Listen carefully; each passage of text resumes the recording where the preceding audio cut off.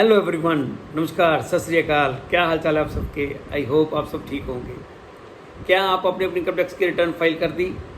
इसकी last date 31 जुलाई 2024 थी।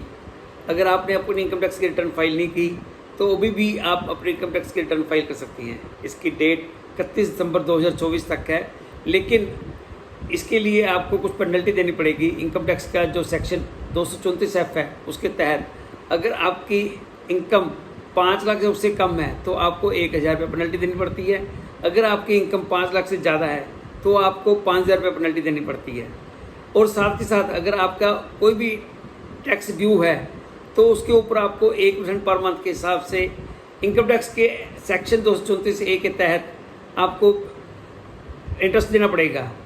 लेकिन अगर आपने 31 दिसंबर 2024 तक रिटर्न फाइल नहीं की तो आपको 10,000 रुपये तक भी पेनल्टी जा सकती है। अगर आप अपनी जो इनकम टैक्स की रिटर्न है ड्यू डेट में नहीं फाइल करते तो आप कोई भी अपने जो लॉसेज हैं उसको कैरी फॉरवर्ड नहीं कर सकते। सिर्फ जो आपके हाउस प्रॉपर्टी का लॉस है उसको कैरी फॉरवर्ड कर सकते हैं। कोई आपके टैक्स लायबिलिटी नहीं है, आपने कोई पूरा फुली पेड कर रखा है तो आपको कोई पेनल्टी नहीं पड़ेगी एक्सेप्ट 234F, यानी कि आपको 5,000 की जो पेनल्टी है वो तो पड़ेगी ही पड़ेगी, वो तो आपको देनी ही पड़ेगी। इंटरेस्ट की पेनल्टी नहीं पड़ेगी। अगर आपने अपनी कोई रिटर्न फाइल करते वक्त कोई मिस्टेक्स होगी तो आप रिवाइज्ड रिटर्न फाइल कर सकते हैं, जिसकी असेसमेंट ईयर 2024-25 की जो रिवाइज्ड डेट है वो है 31 मार्च 2025 तक आप रिवाइज्ड रिटर्न फाइल कर सकते हैं। अगर आपने रिटर्न फाइल करनी है तो आप ड्यू डेट के बाद तो आपको क्या स्टेप्स लेने पड़ेंगे। सबसे पहले तो आप income tax e filing portal पे जाएं, उसमें आपका पैन कार्ड का जो नंबर है वो आपका as a user ID use करेंगे आप।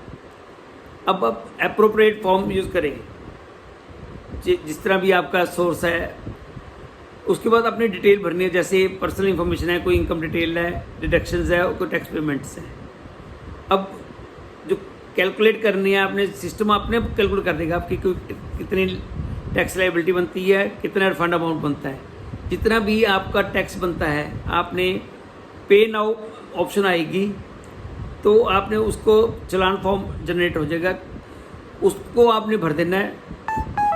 उसमें आपने अदर्स वाला कॉलम में सिलेक्ट करना है। अदर वाले कॉलम में सिलेक्ट करके आपने बैंक के थ्रू पेमेंट जो भी है आपने भर देनी है और रिटर्न को सबमिट कर देना है। जब आपने इनकम टैक्स की रिटर्न फाइल कर दी उसके बाद आपको इसकी ई वेरिफिकेशन करनी पड़ेगी। ई वेरिफिकेशन के लिए आपको आधार OTP की चाहिए ज़रूरत होगी और उसके बाद फिर आपको एक्नॉलेजमेंट ले लेना आपने, ताकि आपका अपना रिकॉर्ड के लिए ज़रूरी चाहिए होती है। वैसे आप अपने रिकॉर्ड के लिए रख सकती हैं, कोई मैंडेटरी नहीं होता, लेकिन फिर भी रिकॉर्ड के लिए ले लें आप।